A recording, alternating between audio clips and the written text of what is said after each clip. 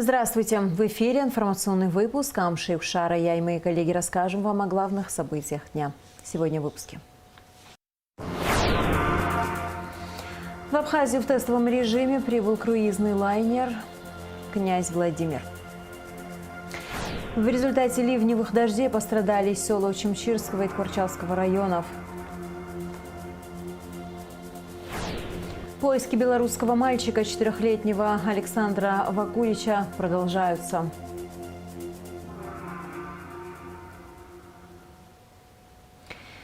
Увеличение пассажиропотока и расширение туристических услуг. 23 июня в Абхазию в тестовом режиме прибыл круизный лайнер «Князь Владимир». В Сухумский порт судно зашло в 8:30 утра. Первыми пассажирами тестового рейса стали туроператоры и члены экипажа. Среди встречавших круизный лайнер была Адиса Сагария. Этим утром круизный лайнер «Князь Владимир» прибыл в столичный порт Абхазии в тестовом режиме. В этом году лайнер будет курсировать по маршруту Сочи-Сухум. Сочи. Круиз будет длиться 5 дней. Судно в порту Абхазии будет стоять 3 дня. С 29 июня по 11 сентября судно совершит 11 рейсов. Первый тестовый приход лайнера «Князь Владимир» состоялся в 2019 году. Были запланированы рейсы на 2020 год, но из-за пандемии и ограничительных мер это не удалось осуществить. Этот вопрос уже стоял давно. Как вы помните, на встрече двух президентов ставился этот вопрос в 2018 году, и при поддержке наших коллег из Министерства транспорта Российской Федерации на сегодняшний день этот проект осуществлен. На борту судна 54 пассажира. Это представители туркомпании, которые будут изучать экскурсионные направления, и 96 членов экипажа, рассказал гендиректор Абхазского морского пароходства Даур Ардзенба. За несколько минут до прибытия круизного лайнера «Князь Владимир» в порт Сухума пришли первый вице-премьер, министр сельского хозяйства Беслан Джопуа и вице-премьер, министр экономики Кристина Озган. Надо сказать, что это не первая попытка реализации этого проекта, и, соответственно, наша профильная компания Абхазское морское пароходство очень предметно этим вопросом занималась.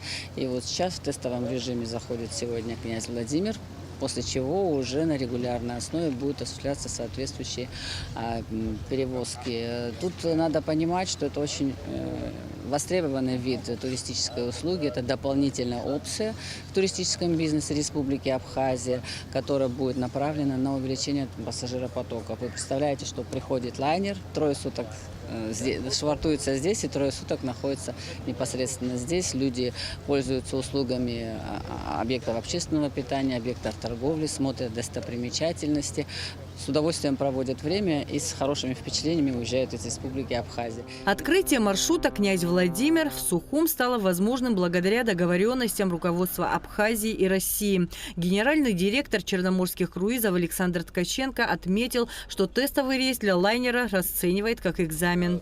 Туристов на данном рейсе в настоящее время нет. Есть экипажи, есть представители туристической индустрии, в основном города Сочи, но и других регионов Российской Федерации, которых мы пригласили тоже для тестирования данного рейса. Как я уже говорил, тест – это экзамен для нас, для экипажа, в какой-то степени для принимающей стороны экзамен. Есть определенные технические вопросы, которые сейчас приходится урегулировать. Первый, как говорится, шаг мы сделали. Дальше, я думаю, все будет более складно идти у нас. Теплоход прошел реконструкции в 2013, 2017 и текущем году. Проведена модернизация интерьеров, системы кондиционирования. Круизный 9-палубный лайнер – это отель на плаву, созданный для комфортных многодневных морских круизов. Все предусмотрено для безопасного и безостановочного отдыха. Обслуживает круиз на лайнере по Черному морю русскоязычный персонал. Средняя загрузка 9-палубного лайнера – около 600-700 пассажиров. Для пассажиров у нас предусмотрены каюты разного класса. Есть каюты палубные, есть каюты внутренние, бортовые с иллюминаторами, они чуть меньше площади. Внутренние каюты, они чуть больше площади. Есть каюты-сьюты, это 5-я, 7-я палуба увеличенной площади. В каюте телевизор, в каюте фен, в каюте ванна с потрясающей плиткой, которая мне нравится. И эта плитка историческая, сохранена с момента постройки лайнера. Лайнер 1971 года, это винтажное судно. Ну, мы вчера в Сочи, получается, где-то в 9, в 10 выплыли. На борту были, у нас был фуршет, ужин. В целом, да, комфортно, там все очень даже достойно выглядит. Я думаю, будет интересно. Здесь мы планируем в воскресенье уже обратно отбывать. Сейчас хотим пойти на пляже, погулять по Сухуми. В Сухуми первый раз. До этого была там в Гаграх, на Мимозу, вот как вам приезжал, на мандарины, а в Сухуми не была еще. За 4 часа до отшвартовки круизного лайнера «Князь Владимир» в порту Сухума начинается процедура паспортного контроля в пункте пропуска через государственную границу. До начала этой процедуры все туристы, зарегистрированные на международный рейс, должны прибыть на борт лайнера. «Князь Владимир» на сегодняшний день единственное пассажирское судно, которое входит в Сухумский морской порт. Адиса Сагария, Тимур Гугохия, Абхазское телевидение. Из-за ливневых дождей, прошедших в горах накануне ночью, вышла из берегов река Окум и подтопила дома в селе Царча Тхорчалского района. По предварительным данным, пострадали более 100 домохозяйств. В некоторых домах уровень воды был настолько высок, что семьям пришлось эвакуироваться. Подробнее в репортаже Алики Трапш. По словам местных жителей, вода стремительно начала прибывать примерно к 8 часам вечера. Подтопила первые этажи домовладений, дворы, огороды. К счастью, никто из жителей не пострадал. Не спали, конечно, где спали вечером. Все ходили, помогли соседи, вот, чтобы вода не зашла. Не туда. было страшно, что вот... Как не было. Отсюда видно, как страшно не было. Ради Бога, сколько плакали. Это сейчас ничего не видно, но вчера вечером как не боялись. Боялись, конечно. Документы взяли, эти, то пошли туда. Потом чуть ниже подняться до воды, и потом пришли сюда. Соседи помогли, чуть-чуть что-то подняли. Вышедшая из берегов река расплескалась по всей улице. Уровень воды в некоторых местах достигал 1,5 метра. Следы прошедшей стихии до сих пор видны. Дорога усыпана камнями, ветками, грязью, разрушены заборы. Семье Мамуки Какубаба пришлось вызывать МЧС, чтобы покинуть дом. Но до приезда спасателей эвакуироваться им помогли соседи. По словам хозяина дома, это первый случай подтопления в таком масштабе. Это я взял туда наверху, еле-еле, что ничего не было за это. Ну, не знаю, что творится здесь, там, внутри. Скажите, это впервые вообще такая ситуация? Да, первый, это первый. Я не знаю. А скот не пострадал, птица, Нет. может быть? Не, это не. Мы все друг друга помогали. Вышедшая из берегов река Окум разрушила около 600 метров дороги. В результате 9 семей села Царча оказались оторванными от центра. Помимо этого на участке сошла сель. По крайней мере, местные жители лет 50 не помнят, чтобы такие вещи здесь когда-то происходили. Русло поменяло метров 40, она ушла по правую сторону и мешает уже здесь людям. А раньше она была чуть подальше. И вроде тогда более-менее было терпимо. Помогали своими силами местные,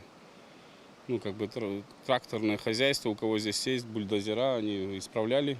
Не помогло. В первую очередь мы МЧС вызвали, это Тхорчалский район, Чамчирский, Гальский. Все прибыли, но уже к тому моменту, конечно, вода ушла, стихла. На данный момент глава Исидор Дочия прибыл, ознакомился, посмотрел, какая ситуация, и принимает меры. Надеюсь, все будет хорошо. Ситуация в селе Царча усугубляется тем, что электричества нет с ночи. Помимо этого, у жителей нет доступа к питьевой воде. Все колодцы во дворах забились илом и грязью. Если мы не подготовимся, это будет гораздо тяжелее ситуация для нас. Здесь на данный момент ни одного колодца, который можно было использовать, питьевой воды нету абсолютно. Ближайший километр. Также отсутствует у нас со вчерашнего дня свет. Люди не могут элементарно зарядить мобильные телефоны, чтобы связаться друг с другом и даже сообщить, если у них есть проблемы. И мы будем стараться сейчас раздавать воду, где-то брать и привозить цистернами или спецмашину какую-то для воды вызовем. Местные жители обеспокоены, что ситуация может повториться, и тогда масштабы ущерба могут быть намного больше. Как сообщили представители администрации села Царча, вышедшая из берегов река подтопила и домовладения в селах Мохур и Окум. Алика Трапшрамукамки, Абхазское телевидение. Прошедшей ночью в результате ливневых дождей пострадали также села Учимчирского района. В Тамыше, Лашкендаре, Акуаске, Баслах, Лабре и Кутоле вода подтопила первые этажи частных домов, подмыла мосты. Сотрудники пожарно-спасательной части Учимчирского района провели откачку воды из жилых помещений, помогли вынести мебель и бытовую технику из затопленных помещений. Сотрудниками спасательного ведомства ведется мониторинг паводковой ситуации в районе.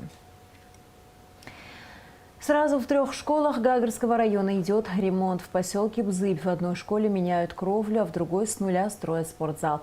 Ремонтируют спортзал и в средней школе города Пицунда. На месте работ побывала наша съемочная группа. Репортаж Гугуцы Вардания. Спортзал в абхазской Бзыбской школе был закрыт на протяжении нескольких лет. Из-за ветхости занятия физкультурой в его стенах пришлось приостановить. Поэтому аварийное здание было демонтировано. Сейчас в образовательном учреждении идет капитальное строительство нового спортзала. Работы выполнены на 40%. Сметная стоимость данного проекта до 27 миллионов. Мы планируем в сентябре, в октябре завершить строительство нового спортивного зала для школы Бзыбской средней первой школы. Здесь будет мини-баскетбольная и волейбольная площадка. Во второй Бзыбской школе уже 2 месяца идут работы по замене кровли. В плохую погоду на 3-м этаже здания заниматься было невозможно. Крыша протекала. Сметная стоимость проекта – 13 миллионов 857 тысяч рублей. На 3-м этаже везде была вода. Благодаря Гагаринской администрации вот сейчас нам заменили кровлю, чему мы очень рады. Уже завершают? Завершают, да, там остался кусочек. Везде, то есть по всей школе? По всей школе вся кровля заменена полностью. Сейчас в основном идет уборка. И вот заканчиваем вот эту крышу 2-этажного здания, учебного корпуса 3-этажного, уже готовое здание. Все, там 1740 квадратных метров. Осталось накрыть всего где-то 130 квадратов и потом водосточную систему опустить, трубы и все. Да, демонтаж всей старой крыши, потом сейчас новую всю решетку, все уже собрали. Та крыша вся уже фактически 3-этажное здание учебное уже готовое. 2-этажка, спортзал весь фактически готовый. Ну вот осталось, что вы видите, 130 квадратов покрыть кровлю. Общая площадь 3243 квадрата без фронтонов. Фронтоны тоже до 200 квадратных метров. Ремонт спортзала проводится и в первой Пицунской школе. Здесь меняют напольное покрытие. Старый пол уже демонтирован. Потом сплошное выравнивание поверхности площадки. И после того, как все это высохнет, будем укладывать дощатый пол. Потом в последующем уже обработка будет циклевка, шкурка, покраска и все дела. Когда планируете уже завершить и сдать объект? Ну, здесь тоже по договору у нас 3 месяца, но мы только начали. Я думаю, что в течение месяца будет работа готова. А сколько заложено? По сметной стоимости 1 625 тысяч рублей. То есть это получается только да. пол, а вот стены? Нет, потолок, сюда еще входит пожарная дверь, металлическая, железная и еще 2 двери. Ранее в 2022 году в Пицунской школе заменили кровлю, а также окна в спортзале. Сметная стоимость составила 8 миллионов рублей. Ремонтные работы сразу в 3 школах района финансируются за счет средств местного бюджета. Гугуца Вардания, Саида Гухава, Абхазское телевидение. В Скворчале заканчивают укладку тротуарной плитки на пешеходной части моста через реку Алзга. Благоустройство моста имеет не только эстетическое значение. Наличие удобного тротуара обеспечивает пешеходам безопасность, ведь некоторые пересекают мост несколько раз в день. Сария Кварцхеля продолжит тему. Работы по укладке тротуарной плитки на мосту через реку Алзга выполнены на 70% и завершатся в течение месяца. Общая площадь моста 1160 квадратных метров.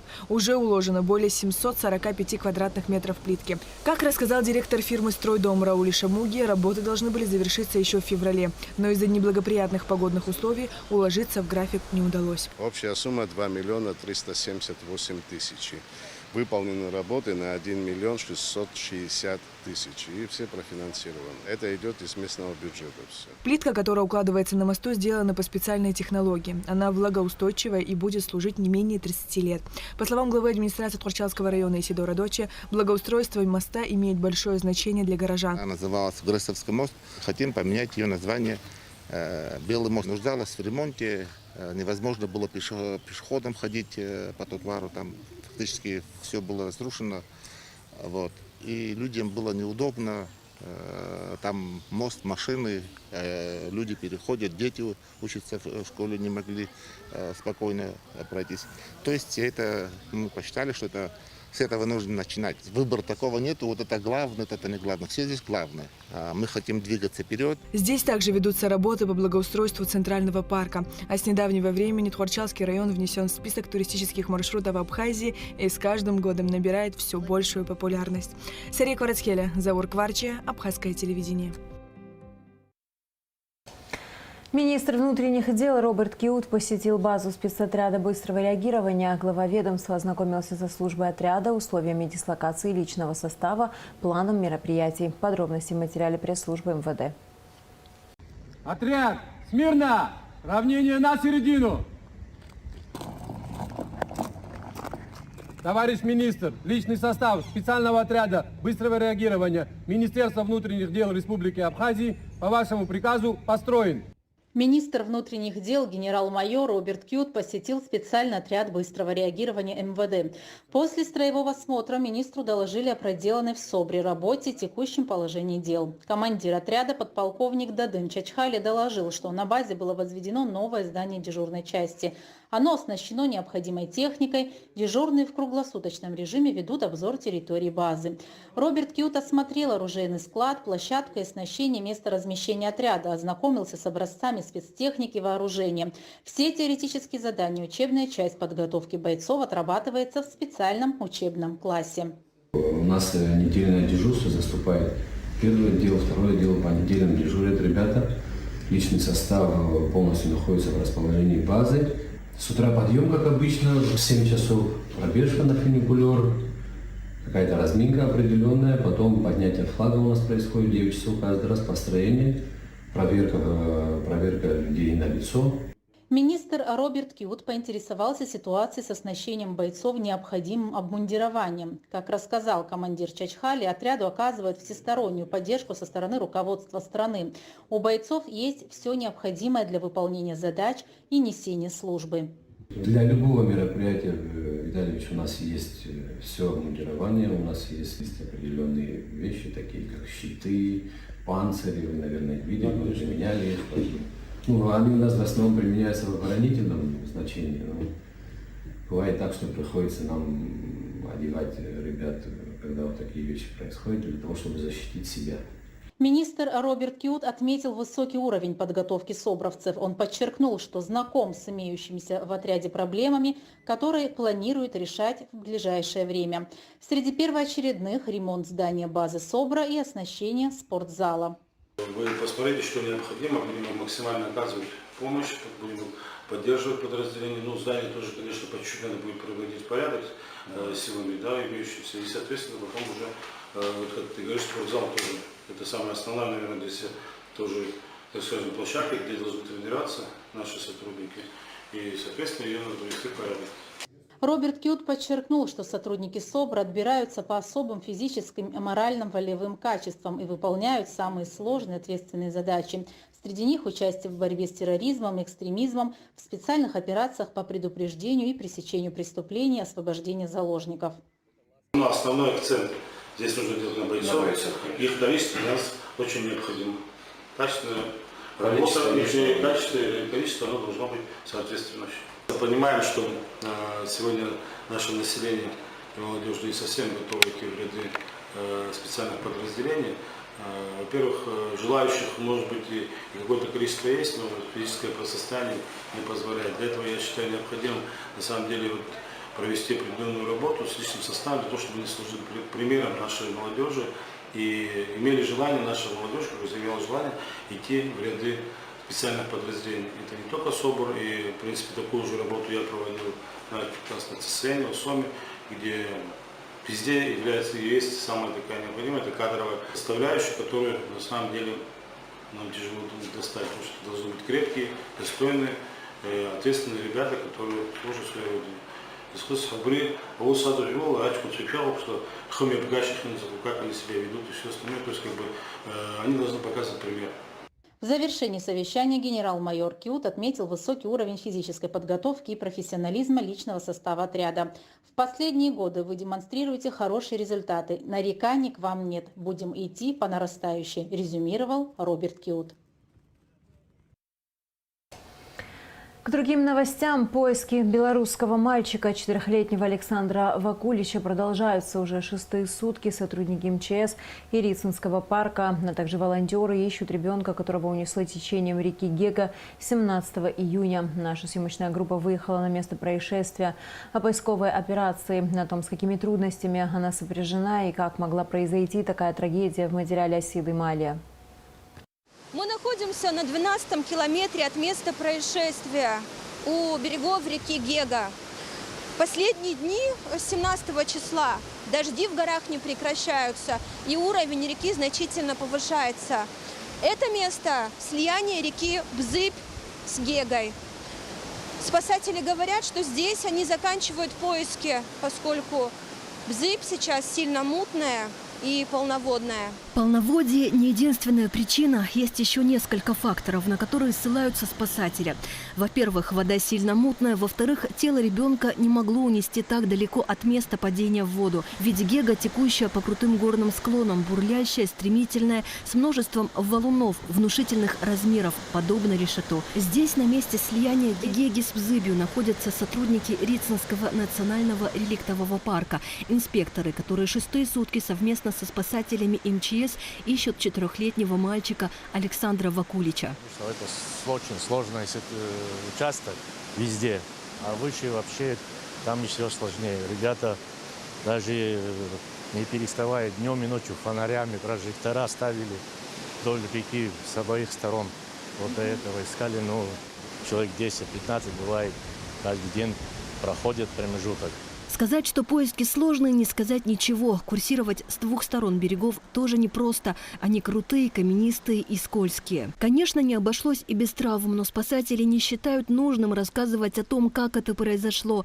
Наша задача, несмотря ни на что, продолжать поиски ребенка, говорят они. Не будет преувеличением сказать, что к случившемуся с семьей туристов в Абхазии отнеслись болезненно, несмотря на то, что в курортный сезон подобные случаи происходят и чаще всего со взрослыми. Горная Абхазия всегда привлекала, и она предстает во всем своем величии, но для тех, кто вступал с ней в неравный диалог, это оборачивается в события с тяжелыми последствиями. Эта памятная плита на внешней стене тоннеля, как рассказывают инспекторы парка, была установлена еще в советские годы. Оказывается, через эту излучину по бурному потоку Геги намеревался проплыть спортсмен. Найдено ли было тело, достоверно неизвестно, но вот корма байдарки иногда виднеется среди валунов. Не так давно со старого моста упала девушка. Как рассказывают, она пыталась сделать селфи, стоя на нем, а потеряв равновесие, упала в реку. Все, что возможно, делается и МЧСниками, и инспекторами лесного хозяйства. И левая сторона берега, и правая сторона берега. Посмотрите, вот как молочная вода какая. Здесь вот 100 метров выше чуть. У нас девушка упала, туристка, тоже с Пензы, если не ошибаюсь. По сей день нету ее.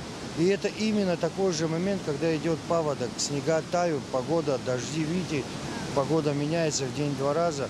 И никак не может успокоиться река. Если бы это был бы какой-то месяц, июль, август, да, река уже садится, прозрачная, что-то возможно было бы сделать. Мы продолжаем путь к месту происшествия. Навстречу непрерывно движутся авто с туристами. В нескольких километрах от места происшествия перевалочный пункт спасателей. По графику сегодня дежурит бригада Гудаутского МЧС. По установленной схеме работали их коллеги из Нового Афона и Гагры. Невозможно, нереально, чтобы человека протащило дальше устья реки. У нас сомнение, что в 4 километра протяжения. В этом месте ищем, может, его куда-то затянуло. Здесь ходить не так уж легко бывает, где на скалу надо подниматься, забираться, после спускаться. Но этот момент не хотим пропустить, это наша общая боль. Хотим найти этого малыша. На передышку всего несколько минут. Одежда и обувь все еще мокрые. Говорят, что каждый выход к реке для них наполнен надеждой. Алхаз Кертбай дал указание реагировать на все зеленое, ведь на ребенке, по описаниям родителей, была зеленая курточка, застегнутая на молнию. Ранее спасатели находили его обувку. Ветровка легкая, вот, пристегнута до конца, да, как надо. Вот мы думаем, что пока может еще одежда находится при нем. У нас есть спасательные веревки, спускаемся по веревке, и тщательно проверяем каждый камень. Вот у нас водолаз с нами, он сколько возможно опускаем его, проверяет. Пока нет никаких результатов. Водолаз в этой бригаде – это тот, который, надевая специальное снаряжение, может перейти реку вброд, ходить по воде и тщательно проверять дно и поверхность. А водолазы, аквалангисты МЧС республики свернули работу после 3 дней поисков.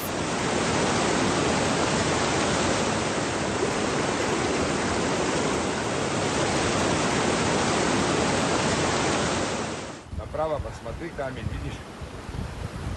Да, вижу. Сможешь дойти до нее? Метр за метром спасатели прочесывают территорию, переходят вброд, проверяют под мостами, обращают внимание на каждое бревно в воде, ведь ребенок мог зацепиться за него. Особенно тщательно проверяют так называемые карманы. В тот день, когда ребенок упал в воду, наряду с молниеносной реакцией инспекторов нацпарка и спасателей МЧС к поискам ребенка подключились буквально все, кто оказался рядом. Эти молодые люди, работники кафе, с ночи до утра мониторили берег реки, наблюдали сверху с моста, стояли по периметру реки, включив все фонари и фары автомашин. Как произошло, минут 10, может, прошло, я ехал за водой туда и попал в этот момент. Водитель видео стоял тоже, вот, сказали, что у них вот ребенок утонул, и всех предупредили, к лесникам приехали, и работники все вышли, уже начали искать. Кого могли, всех предупредили. Уже все искали, родители увидел, я тоже не подходили ко мне, спрашивали, какие-то шансы есть у них, ребенок выживет, не выживет. Я здесь уже давно работаю, знаю эту речку, пошел, и так что все здесь ребята знают. Пошли все вдоль речки и начали искать. 4-летнего малыша Александра Вакулича искали из воздуха. МЧС использовали дроны с камерами высокого качества. Но опять-таки из-за бурного течения и мутной воды эти попытки не дали результатов.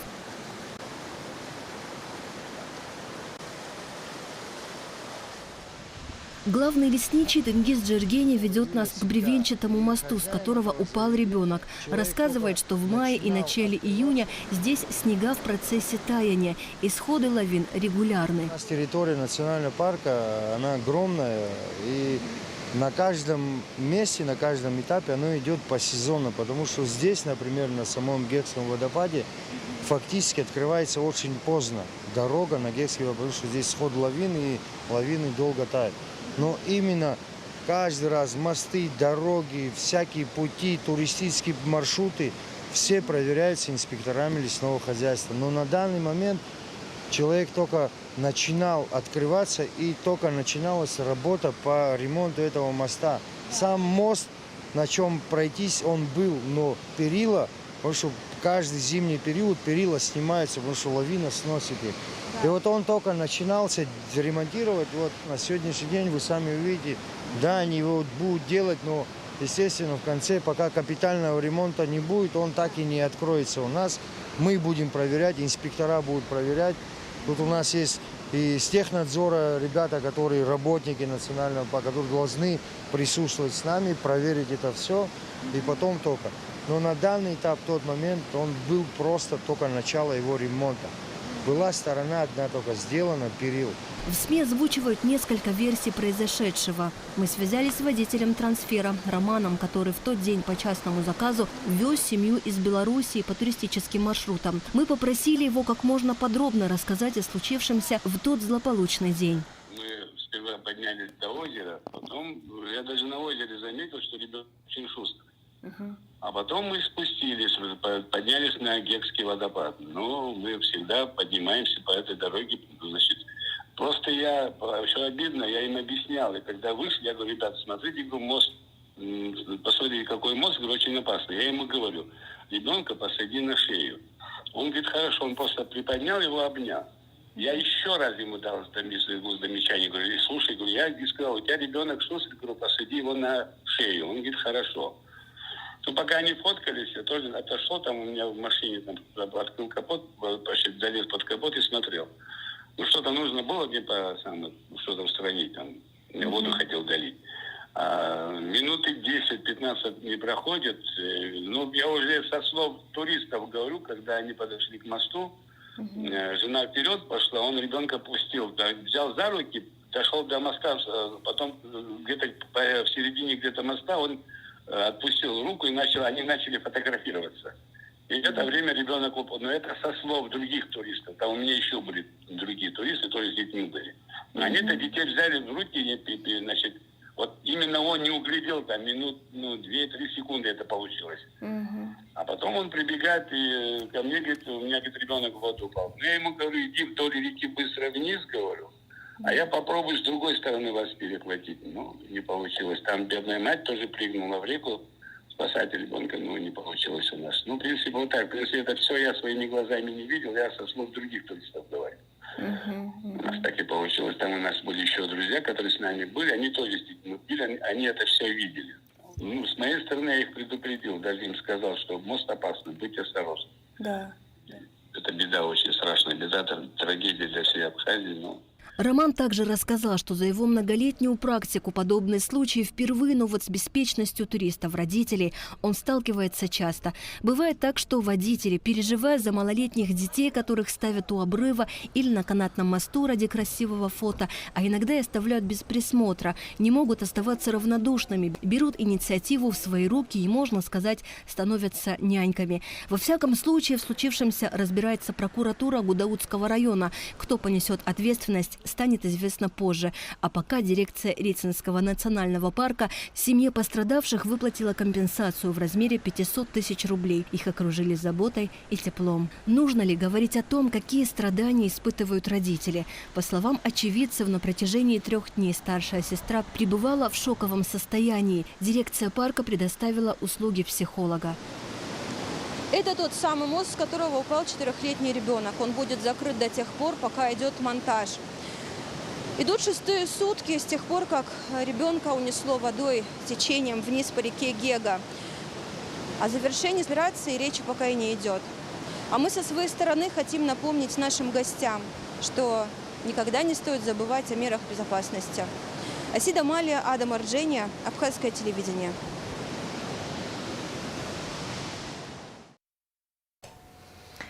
Продолжаем выпуск. Имущественный комплекс пансионата «Самшитовая роща», расположенный в городе Пицунда, постановлением Кабинета министров передан в оперативное управление СГБ Абхазии. Обязательства по внесению соответствующих изменений в перечень объектов республиканской и местной собственности и контроль за исполнением данного постановления возложены на Государственный комитет по управлению государственным имуществом и приватизации. Ушла из жизни ветеран Отечественной войны народа Абхазии Рита Микадзе. Медик по профессии Рита Митрофановна проработала в лечебных учреждениях Гудаутского района около 60 лет, 30 из которых медсестрой хирургического отделения районной поликлиники. За самоотверженный труд во время Отечественной войны она награждена медалью за отвагу.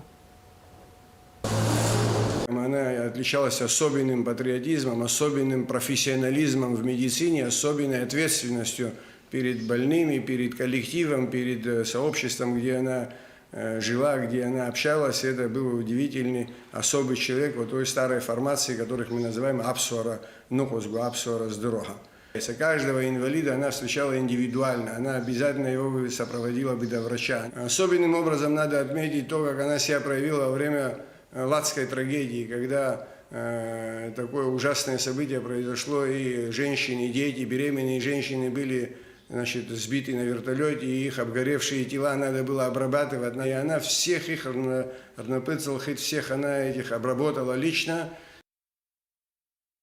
28 июня объявлен праздничным выходным днем. В этот день в республике будут отмечать Курбан-Нехр. Праздник жертвоприношения – один из главных праздников мусульман. В этом году он выпадает на 28 июня. И в завершении выпуска о погоде. По сообщению Гидрометцентра, в выходные дни 24 и 25 июня на территории Абхазии ожидается облачная погода с прояснениями. В субботу во второй половине дня возможен слабый дождь, гроза. В воскресенье без осадков. Температура воздуха ночью 15-20, днем 24-29 градусов. Температура морской воды 23 градуса.